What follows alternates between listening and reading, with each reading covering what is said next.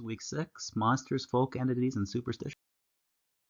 So what do we mean when we talk about monsters?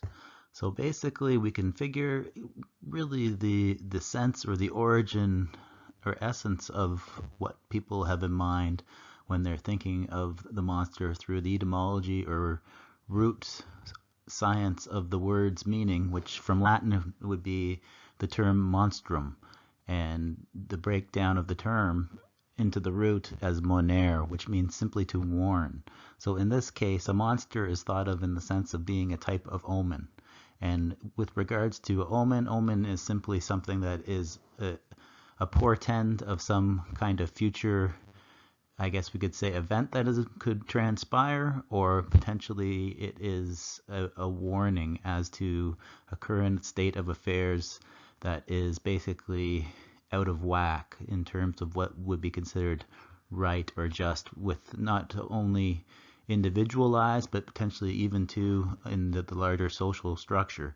So traditionally this would be something along the lines that a monster would represent, its appearance would be the product of potentially the god or god's wraths. It could be a portent of the future, a symbol basically of moral virtue or vice, and then also too it can act as an accident of nature, kind of akin to what we see with Mary Shelley's Frankenstein and her monster, or Frankenstein's monster, more or less. Because obviously, for those of you who have read the book, you'd know that the monster itself is not Frankenstein, but it is Frankenstein's monster. So the scientist's name is Frankenstein, who creates the monster. So in this sense, it is an accident of nature or an aberration. So thinking of the monstrous in terms of something that is an aberration or an anomaly or something outside of the natural order. Okay, in this sense, monsters are associable with the idea of the unthinkable. So one aspect of the concept of a monster seems to be it is this sense of awareness where basically it represents a border between what we would recognize as the universe that we can understand or comprehend, and then when basically the vastness or the actual intricacy of existence just simply defies understanding.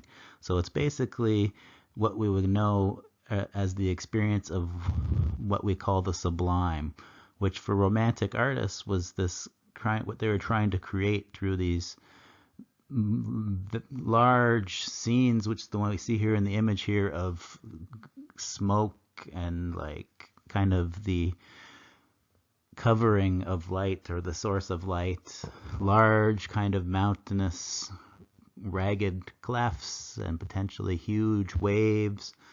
These sort of themes of like the raw energy or power of the natural universe. Okay, this is basically where the human being and the human being's ability to reason or make sense or control their environment starts to collapse and break down. So this could be epitomized or embodied in an action. It could be the breakdown in a person or potentially a thing. So in this sense, anything that can't be processed by reason, rationality, good manners, etc. would be what we would be thinking of when we're talking about the monstrous. So classically, the classical world of the Greeks, the Apollonian, or the larger Platonic sense, is considered or concerned, I should say, with reason, just as we said prior. So cool-headed reason, symmetry, order, this is basically what the values of the Greek mind esteem or value, okay?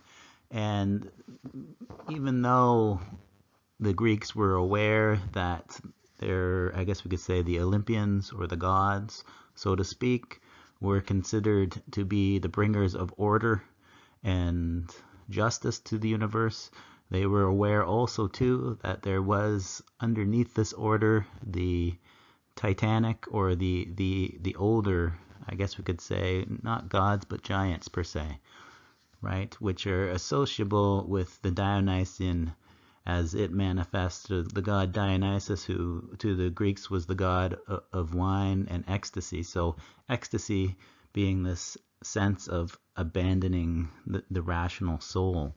So one is actually taken outside of themselves. So for a mystical trance, this is this notion of union with the larger cosmos, but in that union, the barriers that make up one's own identity and self-understanding collapse. And it's almost like in the recognition that we're all just a small part of a larger whole, the importance of our categories and our schemes of reason collapse. So the god Dionysus, and being the god of wine and rapture and mania, is really this reminder that underneath the actual divine order, or the order we find in nature, lies this other reality, which is just beneath the surface, but it ultimately represents the powers of chaos that have been, I guess we could say, restrained or controlled for the meantime, but there is always this possibility of that order breaking down. On the individual level, the breakdown of order, rationality, logical behavior is basically the understanding, or the metaphorical understanding, of monsters as psychophysical archetypes. So in this sense, like Johnson and Lakoff, they claim basically that monsters are pre-linguistic metaphors for, I guess we could say, aspects of our thinking and psychophysical tendencies. Okay, so in this sense, they become almost the patterns of humanity's ability for desire and their emotions, right? So someone who is overtaken by emotion, or I guess we could say desires.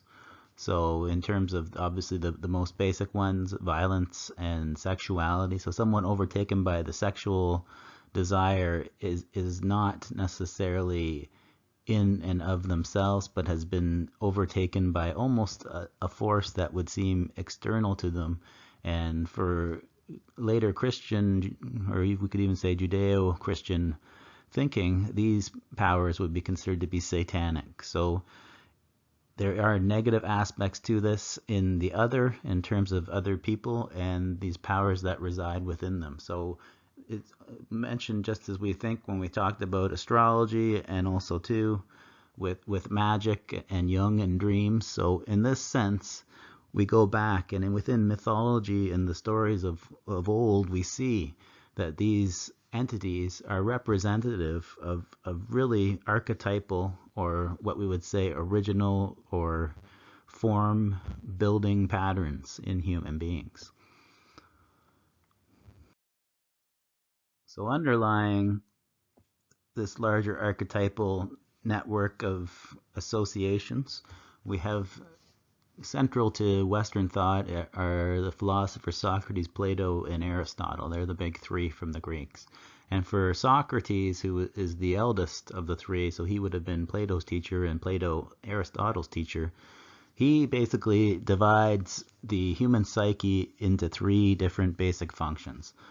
The first and the most powerful of that, which is shown primacy with a lot of other Greek concepts, is the reasoning power known as the logos tikon.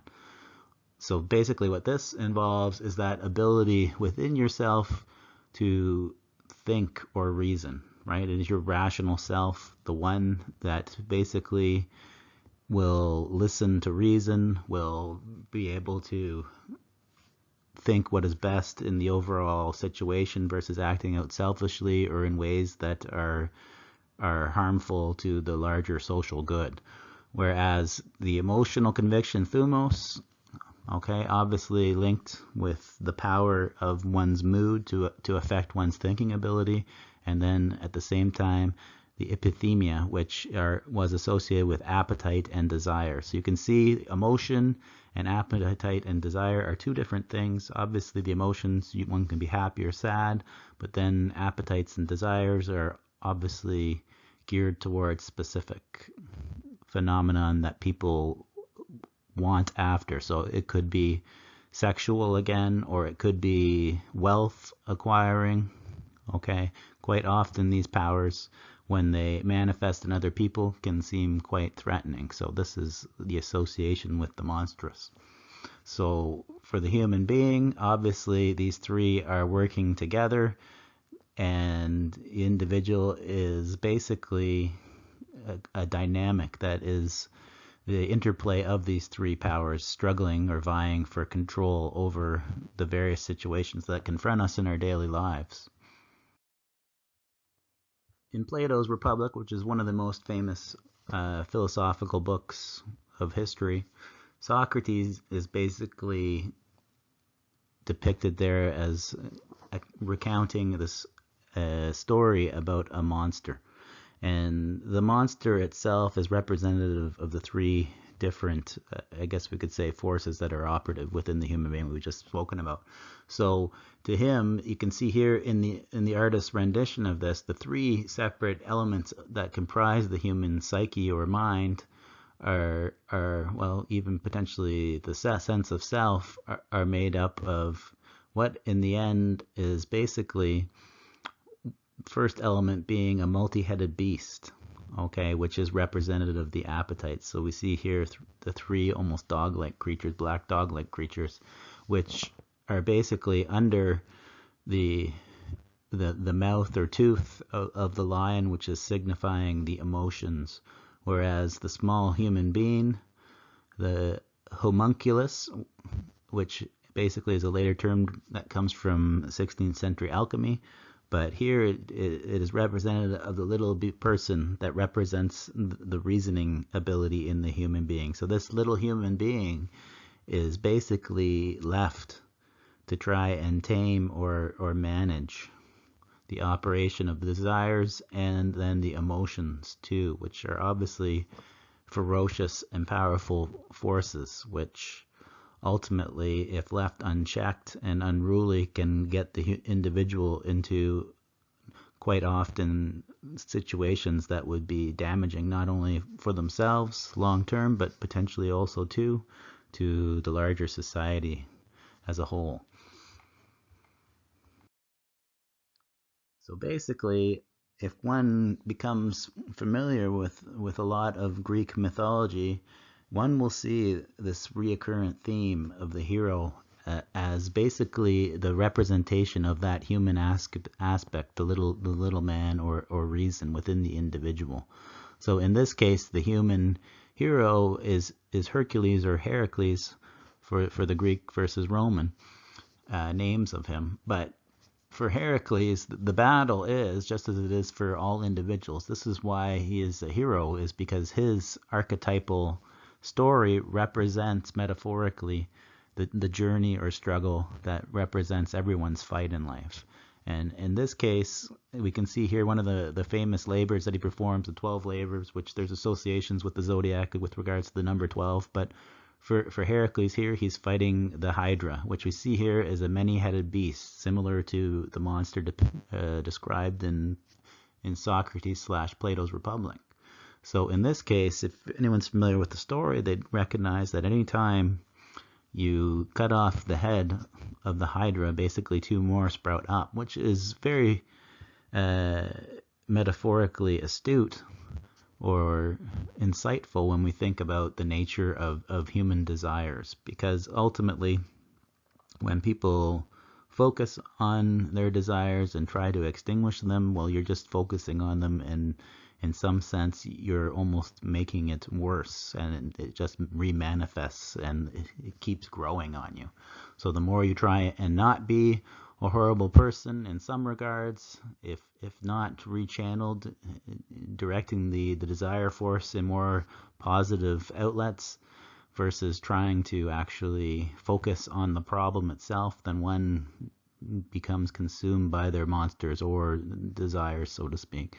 And we see here with Hercules, he basically wears the lion's, I guess we could say, fur on his head to demonstrate that he is the master of his emotions, right? So in defeating the Nemean lion, Hercules overcomes his emotions. So to overcome the power of desire, then he faces the Hydra. And basically, the way he eventually kills the Hydra is he learns that he has to basically sever a head and then with a torch basically burn or singe the top so that no more heads come growing out, which is similar in terms of classical narratives with regards to removing actual desires themselves. So this theme of monsters within, and there is this association within many of the ancient Mediterranean slash Western cultures of this notion of wrestling. Okay, and some of these would be the Anglo-Saxon, or I guess we could say Old English poem of Beowulf and Grendel, or same with Hercules and the Nemean lion. Then in the Bible, with the Hebrew tradition, we have Jacob and the angelic figure. He wrestles till dawn. Then in the Lord of the Rings sequel, there's Gandalf basically wrestling the Balrog. If you've seen the movie, when he falls into the lake of fire, okay, and the oldest account that still exists from Mesopotamia is the Epic of Gilgamesh and Enkidu, who representative of the human reason ability would be Gilgamesh, the man of society, whereas Enkidu is basically this wild man, okay, which we could associate with the emotions, right? So it is humankind unrestrained or unbinded by actual forces that society holds us accountable to. So rules, discipline, structure, order, manners, these things. Enkidu represents as the archetypal wild man, the raw energies of the human being. So eventually these two team up and become friends. So basically this is the rational man once again, just as Hercules with the Nemean lion conquers the Nemean lion. This is Gilgamesh defeating Enkidu so they can both face the larger demon Humbaba, who is basically representative of, I guess we could say, the power of the Hydra, which would be the actual desires, right? So when reason and emotions are self-mastered, then the individual can overcome the temptations of what we would call in later tradition sin, or the desiring function, which really is the monster that typically appears on the outskirts of most civilizations. So this notion of desires, emotion, okay, Sigmund Freud, who we discussed in the lecture on dreams, he basically suggests that the actual world of monstrous in terms of the human being is located in what we would call the drives. Okay, so man's, more or less humankind's, or emotional impulse, right? So in this sense, these are the same thing that the ancients would refer to, Freud believes, to what would be considered angelic or demonic forces, which are in a mysterious sense internal, but they also can be external because other people are being governed by these powers. So to a certain degree then, the monstrous for Freud is indicative of the emotional drives that govern humankind. And again, these are archetypal. These are the basic wants and needs. Going back, for Freud, it would be sex and violence, right, or domination. So with this regard, we see this transfer once again of an understanding that within these ancient stories of monsters resides really a commentary on the human psychological being and the dispositions that, unchecked or uncivilized or uncultured, what can manifest. When considering the monstrous as internal powers, then what we really need to take away from these examples is the idea that basically the ancients were trying to work out a language and way of thinking about the internal forces. So in contrast to contemporary scientific language, the monstrous here would be in the realm of story and metaphor. So basically, these things reside within the human being, and typically we do not see these manifestations occur in others unless we are really pushed to certain points of crisis in our lives. So this would manifest in situations that would be like crisis situations where, let's say, the food runs out in the town, or there is mass looting, okay, or a reminder of some kind of war scenario, right? So basically, in this sense, as Dodds puts it, basically these are not considered as part of the self per se, but they are not entirely either under the control as conscious aspects of the human person. These things are, in a sense, part of us, but also too alien to us, and in that it is not the same thing as synonymous with the human being, but it does represent certain powers that are operative within and can be influenced by external circumstances. So the most shocking of monsters is that of Euripides' Medea. And Medea is basically a mother who finds herself in a situation. She is married and has children, and basically her family is disrespected to the point where she finds her border of justice, or sense of justice and self-restraint, so affronted or attacked that basically she reaches a point where her sense of internal justification basically collapses, and she ends up murdering her own children in spite to basically get even with the man who is her husband. So in this sense, it's almost the maternal, or the mother, which is the most wholesome of natural elements within the world, becomes in and of itself the destroyer of life. So this is basically probably the most monstrous monster that anyone could possibly conceive of.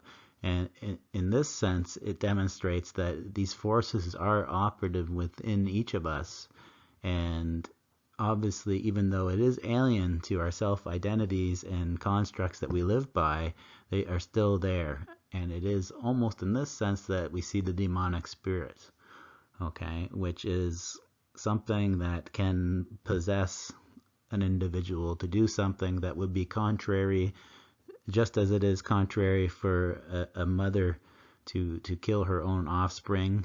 With the case of Medea, we see basically that our understandings of what makes us human, okay, ability to cooperate, to love, to exist side by side with others, okay, as social creatures, it collapses. And within this, ultimately, we see the larger forces operative that we would consider as alien to those typical manifestations or self-understandings of the social person.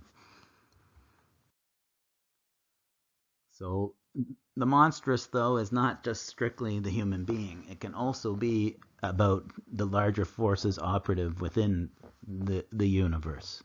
And basically, when we think of the genre of horror, this is basically where simple fear-based narrative of monster chasing a human victim is instead replaced by a larger, almost, I guess we could say, apocalyptic or eerie, sublime landscape, right? So what happens in this transfer is basically this shift into a metaphysical, or that an account which is beyond simply physical accounts of a pessimistic thought that basically the entire structure of the universe is absurd. So a lot of existentialist philosophers get into this concept of the absurd, which just basically means if you're going to confront the concept of a godless universe, what is left but ultimate nihilism, which is just simply the collapse of all values and the understanding that there is no meaning or purpose behind life. So this is really well indicated in early 20th century horror pulp fiction through H.P. Lovecraft and his conceptions of Cthulhu and his other various, I guess we could say, alien entities, which are very reminiscent, as we will discuss later in the term, with regards to like Sumerian conceptions of the Titanic or the monstrous from Mesopotamian culture expanding into Greek, etc. So what we see here is basically this idea in Lovecraft of the Ancient of Days, where the understanding of our reasoning mind just simply shudders in horror at the prospect of an infinite universe and the eons of time. It's just this vastness of empty, I guess what we might say, from a human sense, utterly meaningless space, so to speak.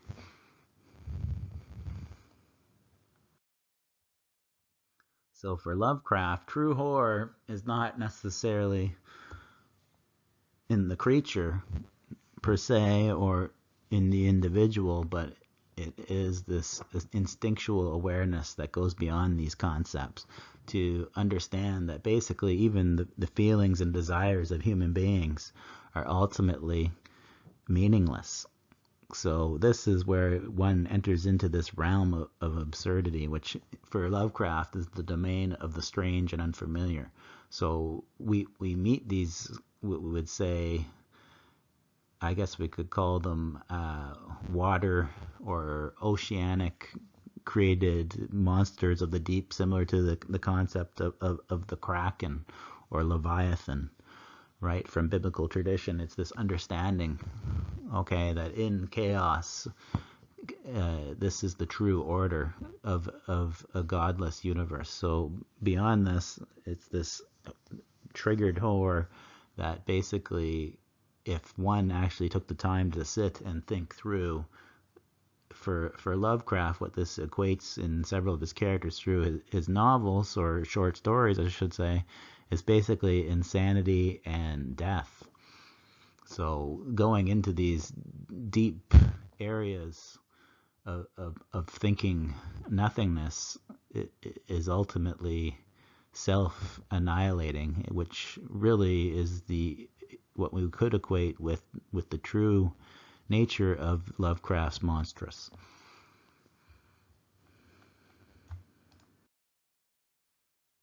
So ultimately, in the Olympian gods, in the Hebrew tradition and Judeo-Christian tradition, we see this concept of order and the divine order being defended by champions or heroes such as Marduk, Yahweh, the various Olympians like Apollo, Cadius, Jason, okay, Heracles, Perseus.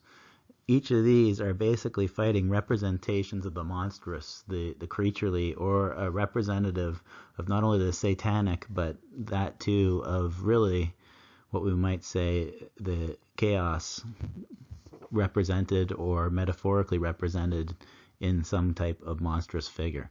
So for this, order brought via the understanding of divinity and basic cosmic rules and patterns of meaning and actual intelligibility, so things we can actually understand, a meaningful, intelligible reality. Okay, this is represented in this struggle, and ultimately in classical versions, the order is maintained through the champions of the divine. So the other category of the monstrous as metaphorical comes in as being a collective omen or harbinger of some truth that is either being repressed or not, I guess, acknowledged by society.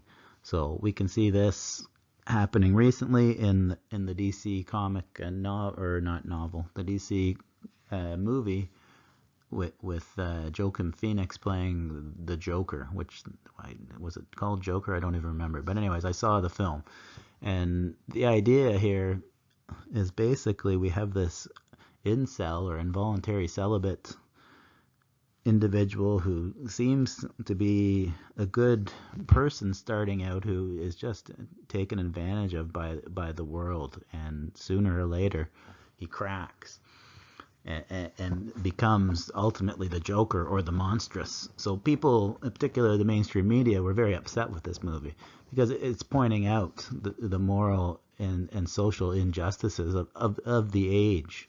So in the actual Joker, it is this archetype of really a large segment of the population currently who simply are, I guess we could say, involuntary celibate males that basically do not have the ability to provide for and raise a family and be given an actual fair shot in life. So in this sense, the monster is representative of kind of this, I guess we could say, dark side that is really going to emerge through the actual sins of society at large, right? So with Jung, he basically points out that certain sightings of unexplained phenomenon had basically, on the function of the collective level, the same thing that we have with dreams on the individual level. So basically, in this sense, a monster can act as a type of mirror, okay, which is basically, it shows us our unmentionable realities of the age. And in this regard, it allows us to interpret and be able to actually conceptualize the actual problems that go unspoken. So when we are looking to define monsters, basically occultist / magician Michael Greer suggests basically that there's three different categories one can sum or lump monsters into. The first one is the one that's most familiar to us, so we won't do much discussion about that today, which is that of fictional monsters. So these are the ones common to narrative accounts as well as popular film and magazine lore. The second one is cryptids, which we'll look at next time when we discuss the various types of animals that are basically thought to potentially be animal in nature versus something supernatural per se. And then the third type, which we'll focus on today, is that of folklore entities. So basically with these, the interesting part that Greer talks about is this concept of what we often interpret as under the parameters of fictional narratives as being of certain types. These are actually entities that typically do not have physical bodies in the traditional sense as depicted in fiction. So in a lot of the folklore traditions of the past, these entities usually are not made of flesh and blood, but actually belong to a different type or order of reality, which we have basically discussed starting out in terms of the subtle body and its relation to the larger universe. So in this sense, the creatures or monsters from folklore are actually aspects of the magical world or built around an understanding of magical reality from the past. So central to magic in all its forms, this idea of the world that we perceive is not all that there is. There is more than this in terms of more subtle and stranger, I guess we could say, planes or aspects of human consciousness. So basically within these, you have different types of hidden meaning and connections that can ultimately overlap and interpenetrate our ordinary world. In this sense of this understanding of the monstrous, basically the monstrous is, and at least in folklore tradition, is indicative of these intermediate entities that reside in the intermediate levels, particularly the etheric and the astral. And ultimately, these are largely unexplored and understood outside of a magical understanding of the world. So in order to really have a sense of the folklore origins of the various entities, we'll look at a couple of them this week during the lecture, just to kind of give a sense of how their actual magical history / reality has basically been lost to a large degree in the popular fictional accounts that have come down to us. So according to a magical worldview, which would be held by various occult thinkers and magical thinkers such as John Michael Greer, basically he has, along with other people operating in a magical worldview, this understanding that the realms that are equated with the astral, which are dream, imagination, and vision, these things are not simply something that's just inside your head, but these are actually concrete realities in their own right. So basically this means, okay, that the realism factor of the monster, in a sense, is not just something that is of the imagination.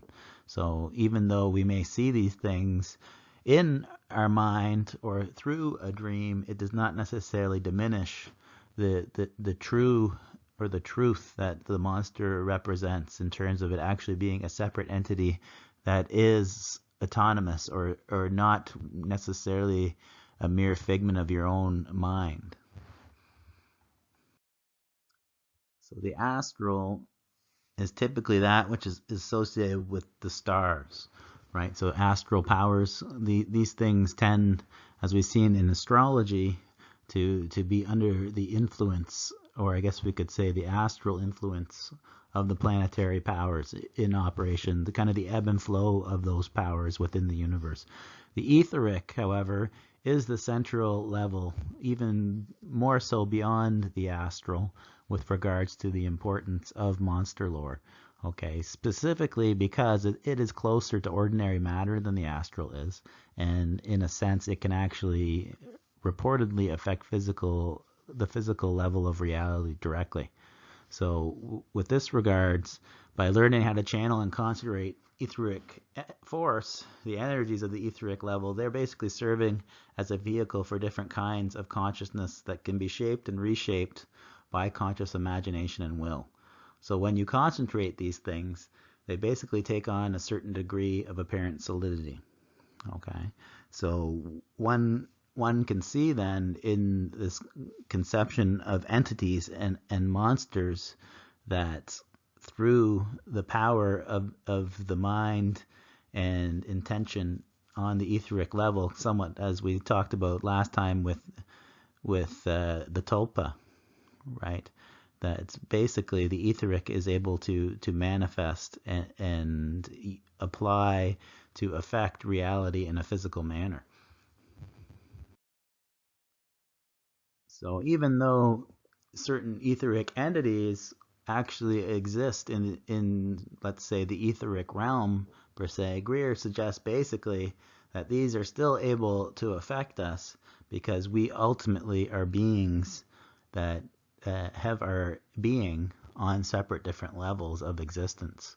So in that sense, this is basically in the overlap of the various levels of reality is where these beings are encountered and basically their effects are felt. So with regards to looking at specific monsters, we'll discuss today probably King of Monsters, the vampire, or if not, potentially the werewolf. So we'll look at both of these with regards to their actual representation in traditional folklore, contra I guess we could say the fictional popular conceptions, a la Hollywood kind of variant of the vampire and werewolf. But for basically the vampire specifically, in a certain sense, okay, a lot of the actual lore in folklore is much looser in terms of the rules, per se, that vampires and their actual being follow. So, for example, in the fictional account, everyone is aware that being bitten by a vampire is the way that one would become a vampire. And this is just one example of several. But basically, in traditional lore, a vampire can be basically, if you're a werewolf, you could be considered a vampire. If you practice black magic, which is called sorcery, you could be considered a vampire. If you've been excommunicated by the church, then people could say that you are a vampire. Or if someone has committed suicide, you could also be a vampire. So in this sense, no bite is necessary. Okay, so this has become kind of a device that fiction has incorporated, and there's much more, as we'll see, with regards to the original conception of the vampire contra the one that has been solidified into the fictional mythology of them. So another, I guess we could say, popular conception of vampires is that at night they physically leave their grave and they actually stalk their victims, which is common to the tradition as we understand it now through Hollywood and its equivalents. Okay, but for traditional folklore, this was actually not necessarily one of the major, I guess we could say, themes of the vampire entity and its actual nature. So the more common idea here is that what actually leaves the grave is much less solid than an actual vampire physically, like a la Count Dracula or Brad Pitt or Tom Cruise in Interview with a Vampire, right? So in this sense, it's almost as if it's a cloudy or a blurred shape, which is tangible and almost soft to the touch, but ultimately almost featureless, except for quite often it is accounted that such things have red glowing eyes, okay, which obviously is very different from the immortal impression even of the Twilight series of the beautiful youth, the everlasting youth that has become part of pop culture today. So the origin of folkloric vampires is typically attributed to going back to Egypt and its dual nature of the subtle body. So with the Egyptians, basically when we think of them today, what we typically come to mind is the notion of them and their obsession with the afterlife. It's been argued that the pyramids aren't actually funeral chambers, but potentially initiation structures.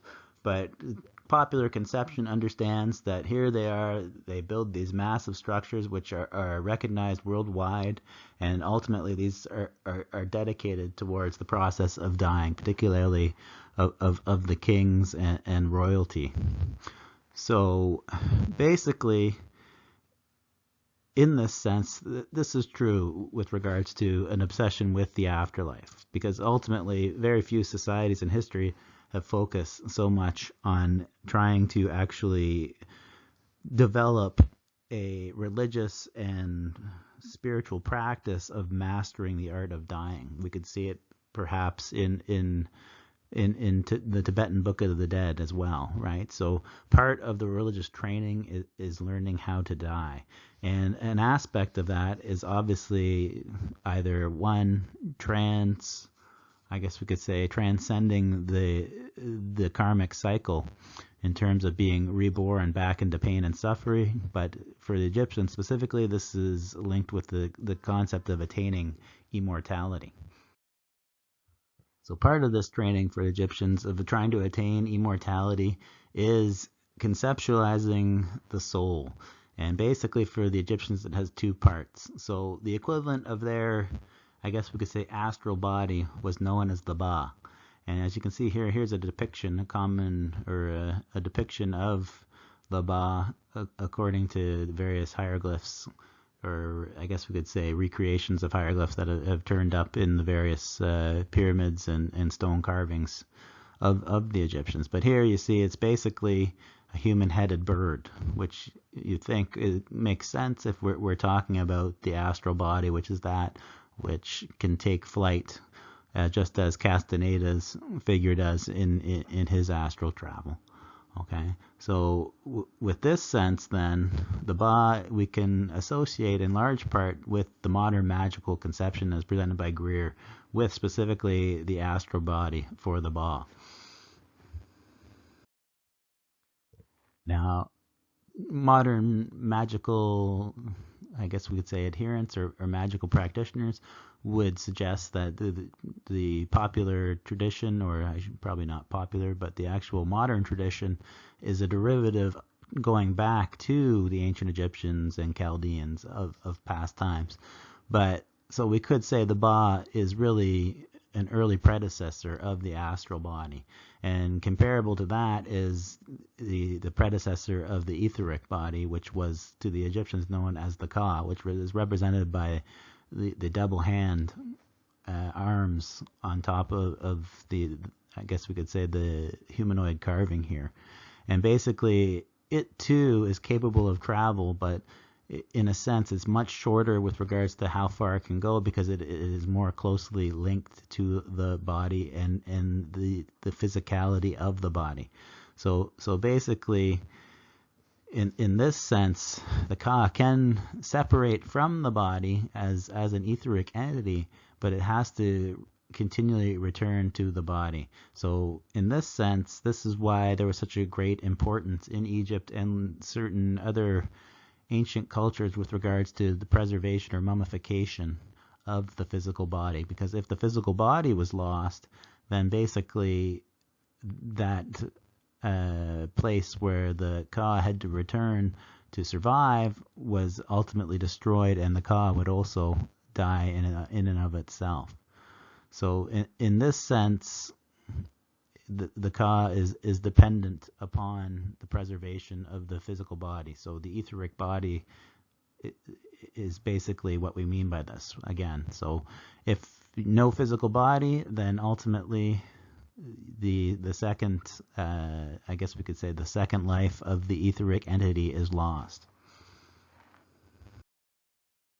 So on top of preserving the etheric body through maintaining via mummification the physical body after death, it was also believed that one had to offer the Ka or etheric body regular food and drink offerings. Okay, otherwise, if these things weren't provided, it would ultimately wither away through starvation.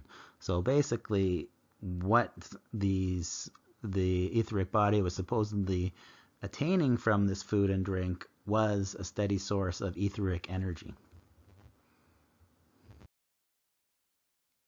So we see this concept that we find back in the classical Hollywood movies about mummies rising up from the grave. Well, this basically has its origin in the folklore understanding of the Ka.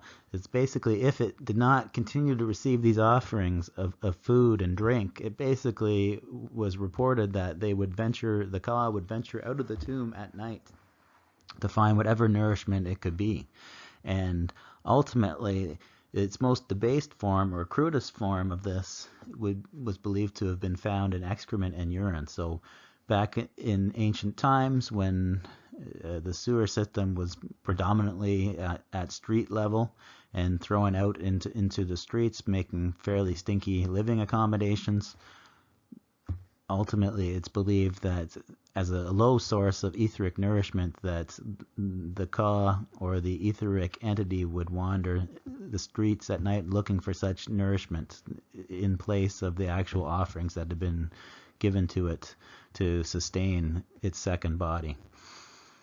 So basically what we see here, okay, is that not all of these Ka are happy to subsist and restrict themselves to this kind of filth of urine and excrement.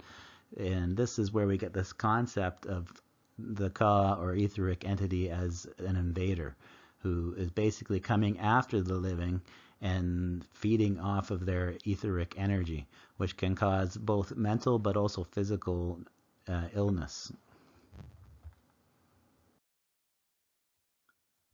So in this narrative or ancient narrative of the Ka, we see the origins of the vampire legend, which basically is what we might say linked with the various magical practices or techniques where the etheric body was basically hoping to maintain a second life, basically through what we might call the etheric nourishment of said body. So for the understanding of what we mean by an etheric revenant, a revenant, according to Oxford Dictionary, is a person who has returned, especially supposedly from the dead. Okay, now these things, again, as we hinted at earlier, the origin of the etheric revenant is not necessarily, he's not going to be the chap from Twilight. He's not going to be a beautiful youth who has sexual prowess and, immortal good looks, but instead it is basically often understood as being a black mass or a shadow within a shadow. So typically, etheric revenant is not even detectable, but people understand that they're being attacked when basically they feel very de-energized, or they've actually somehow been drained of their life energy. So this conception of etheric entities as simply that which I guess we could say is shapeless in a shadow within a shadow. There's also the tradition of shapeshifters, which we talk slightly about with Castaneda and the conception of shamanism.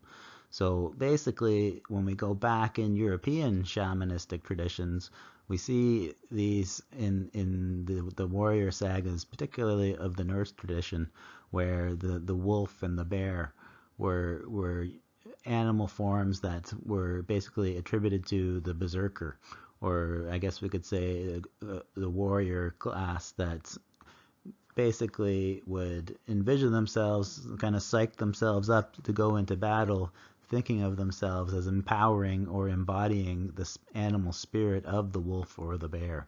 So the greatest berserker from history, as renowned, is Bodvar Bjarki.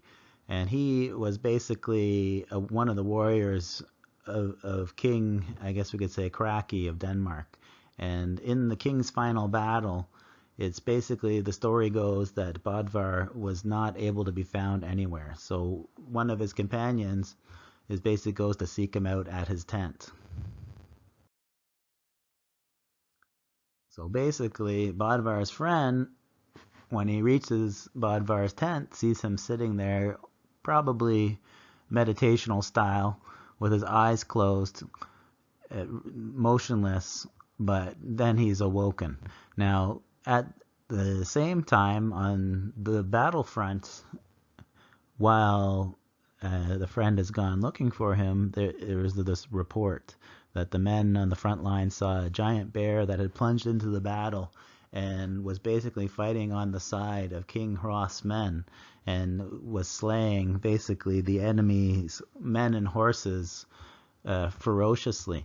And then all of a sudden it simply vanished. And according to subsequent account, the time this bear vanished into thin air was the exact time that Bodvar's friend had awoken him from his meditation. So the assumption here was that Bodvar had actually been at the battle, but he had been that such as an actual etheric, I guess we could say, manifestation of such a bear monster.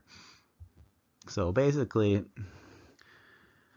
in this sense, there's this concept with the story of Bodvar that the warrior turns strictly into the animal form in the etheric. But there is also, too, more common was this notion that the berserker would basically take on the actual attributes of the animal, and this would perhaps be conveyed in, I guess we could say, more subtle cues of this animality or bear or wolf-like nature in the human body, but not necessarily to the same extent as a complete transformation. So this is one of the more, I guess we could say, extreme cases of shape-shifting.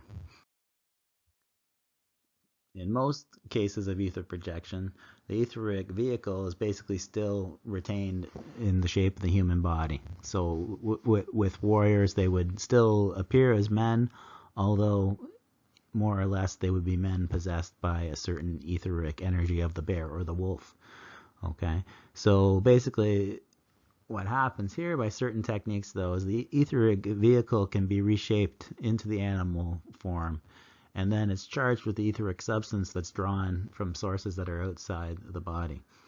Okay, so this is common. We see this, as we said, within the Toltec tradition and various different types of shamanism that are common to many traditions around the world.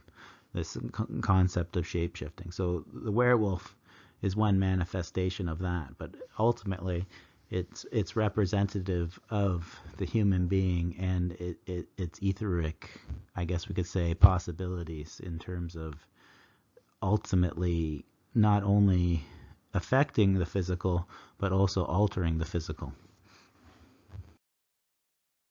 So the priority of the etheric is particularly important when we start investigating the various superstitions that are common with werewolves and vampires. So one of the important of the elements for monster folklore, okay, linked with the magical properties of the etheric, is basically this understanding that the etheric can be concentrated or dispersed. So in this sense, what we're talking about is basically these energies that embody really the earthly plane and I guess we could say the cosmic plane are able to be concentrated or dispersed in the sense that it can take and hold certain types of patterns. Okay, so we see this in this understanding of shape-shifting. So the concept of ebb and flow of these patterns, what's important, particularly with the lore of the werewolf as it's come down in popular fiction, is this understanding, as we said when we were talking about the etheric with regards to the subtle body 2 weeks ago, was this concept of the lunar cycles affecting the etheric energies in the earth or on the earth. So the time of the greatest etheric concentration, so when it can take and hold the strongest patterns, is supposed to occur with the dawning of the full moon. So obviously with the werewolf lore, this is where we come into contact with this conception of the human being transforming into the werewolf with the rise of the full moon. Okay, full moon is also associated with times of particular magical potence or strength for various practitioners of the magical arts. So in comparison, when we look at the other side, it basically, think of the power of the vampire and the fear of the sun. Okay, it's this conception that basically the sun, the etheric patterns and I guess we can say holds and concentrations that have built up in the night are completely realigned and I guess we could say revitalized in completely separate pattern with many more types of energies with the rising of the sun. So therefore those patterns and concentrations that had come together in the nights obviously give way to a new order of the day. So similarly, with regards to the etheric importance of various superstitions, when we're talking about, for example, the various elements of natural magic, which relies on sympathies.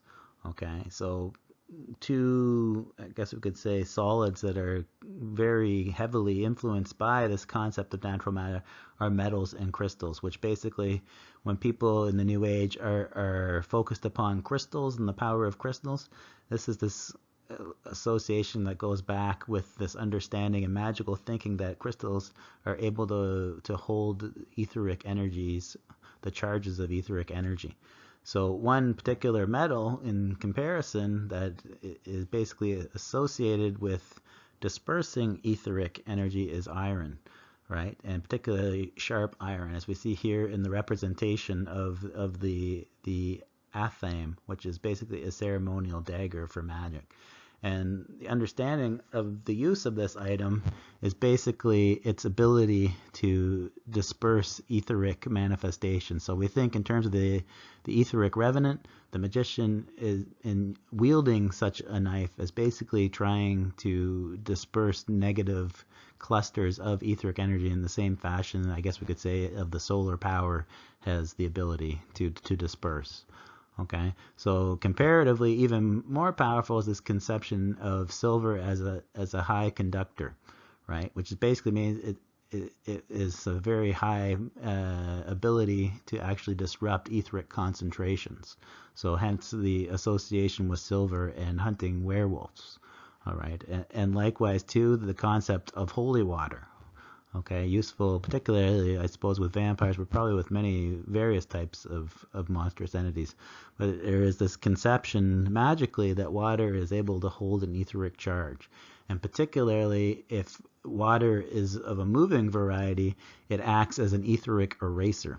Okay, so this is where we get this conception of if you have a body of water, such as a river, that is moving, okay, particularly the colder the better, then this is able to dissolve etheric charges. So any types of etheric entities that encounter such a thing basically are disintegrated in this sense. So hence here we have this notion of evil and ghosts not being able to cross over running rivers. And at the same time too, we get the concept of the holy water specifically, as that's what's been consecrated with salt. Okay, think of salt in this sense as a type of crystal. And the salt crystal itself specifically is that which soaks up whatever ether is present in the environment. So when we see this practice of the priest and they have the holy water and they are more or less sprinkling it amongst the congregation, what is basically taking place here magically, in a magical sense of the understanding of the event, is this purification of the etheric, I guess we could say, environment that would be the congregational church's setting. Okay, so because salt itself is a type of crystal, and it basically is understood to soak up any ether that is present, whereas water is basically the eraser. So in this sense, it's almost acting in tandem as erasing and renewing, okay, or consecrating the actual environment. So this is part as well, this concept of drawing like salt lines in doorways and windowsills and potentially circles of safety for magical practice. Okay, it's this understanding that this is a barrier that an etheric entity cannot overtake without disintegrating. Okay, so in sum, this week we basically examined the metaphorical elements of monsters and how basically, in this sense, they can be taken to be representative of psychological and cosmological archetypal energies that are linked particularly with the drives, the emotions, and also to kind of this sense of larger chaos in the cosmic sense of the term. Right. So in this, we've gone back and looked at the folklore origins, specifically the magical connections, with listing obviously the vampire and the werewolf as prime examples that have a long history of being associated specifically with the etheric revenant, or potentially with etheric projection, which is that process there of the shapeshifter and the berserker. Right. So through this, more or less, what we see is that a lot of the aspects of tradition have kind of fallen to the wayside in terms of the actual, what we might say, decline of magical understanding in the world, with the rise of science and rationalism kind of overtaking some of these magical understandings of the folklore tradition have kind of been lost, which leaves the aspects of various superstitions that we've examined, but also too not with understanding that the magical properties or principles underlying per se the association with the relevance as to what ether and the etheric and how they play a role with regards to actual protection from such monsters. So next time, basically, we'll examine Greer's second category of monsters, looking at the cryptids, which are just natural animals that have yet to be proven, per se. And then also, too, in the upcoming weeks, we're going to look at, we'll see this etheric entity as a reoccurring theme in the various other types of, I guess we could say, supernatural phenomenon / magical phenomenon that will be undertaken in the upcoming lessons.